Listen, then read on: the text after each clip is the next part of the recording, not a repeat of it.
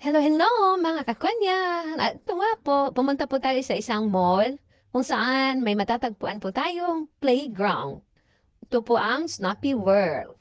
Madadaanan ko po ito lagi kung tuwing ako'y maghahati ng aking alaga. So naisipan ko po i-share sa inyo ang bidyong ito.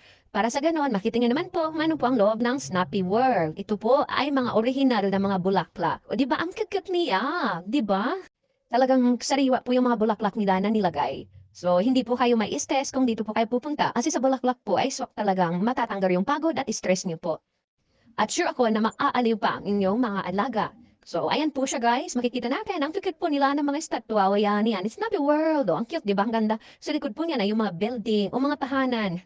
Ganyan po. At ito naman po yung ibang kulay ng mga bulaklak. Ayan, sobrang ganda. Kaya tuwing ako'y dumadaan dito, naku po, natatanggal yung pagod ko. Na-miss ako sa lugar na to dahil sa mga bulaklak. Gustong gusto ko talaga yung bulaklak. Talagang na ano,